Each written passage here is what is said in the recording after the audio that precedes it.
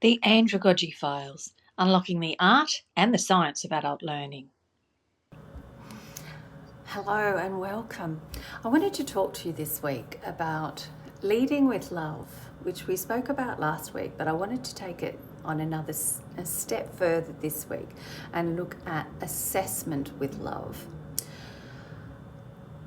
Because I think it's powerful when we deliver with kindness and from a place of love, when we're giving assessment feedback. So I want you to think about feedback that you've received in your adult life and throughout your career. And I'm wondering if that has helped you, or have there been moments when the feedback you've received has actually hindered you? Now, when I first got into adult learning, I think I'd been a registered nurse for over 10 years and I'd taught in the workplace. But my first job, where I was standing up on stage, talking to a group of new recruits, and this wasn't actually in the health industry, it was in the casino industry. I was the workplace nurse at Jupiter's Casino on the Gold Coast, like a long time ago, last millennium. And I was talking about wellness and what it took to look after the body when you're working shift work and environments that are taxing.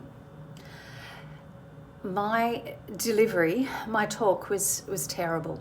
The way I responded to these adult learners, these workers, was really not professional at all. I was so nervous and I just didn't do it well.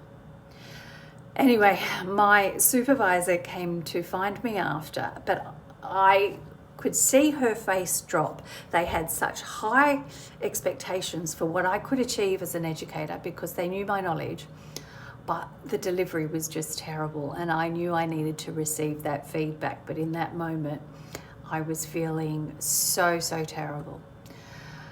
When she eventually tracked me down, found me because I'd run away and hid, she went through the positives and then suggested some further training, some train the trainer training.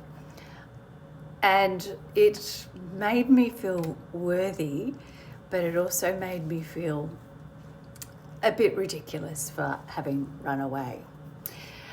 I learnt then about the power of love in assessment and in adult learning, where kindness meets courage and where empathy meets accountability. She had a job to do, I had a job to do, and through working together, obviously, my way of delivering what I believe to be important information to shift workers was better received with time. I needed practice. So for me, being able to deliver love with the way that we assess is really important because it changes the outcome for the learner.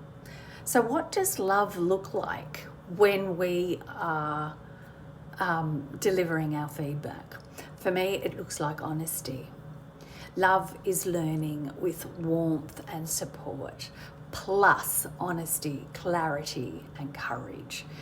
So why do educators shy away from these conversations? Is it because that feedback stings? Because we have our own little experience of receiving feedback and not accepting it well? Let's face it, if we've got to talk to somebody about performance issues, sometimes it becomes very awkward to name them. There are moments when, when learners are not quite there yet. And we have to be the ones to tell them. Because I really believe that withholding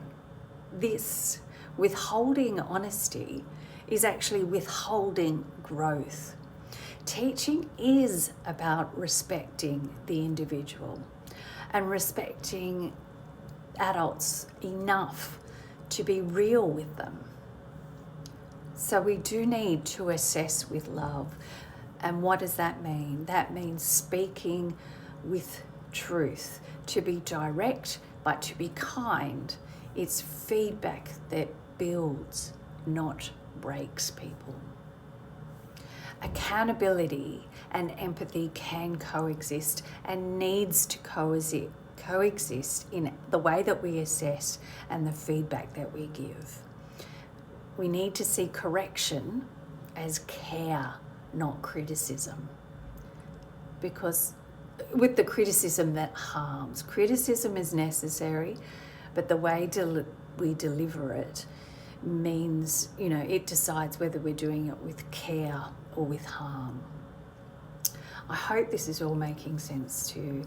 But essentially what we're demonstrating to the learner is that we believe in their potential. We don't believe in perfection, we believe in the learner's potential. And that the feedback is not harshness. Assessment is not about delivering harshness. It's about being the leader in learning. Thank you for joining me. I think this is a really important topic, so thank you for listening.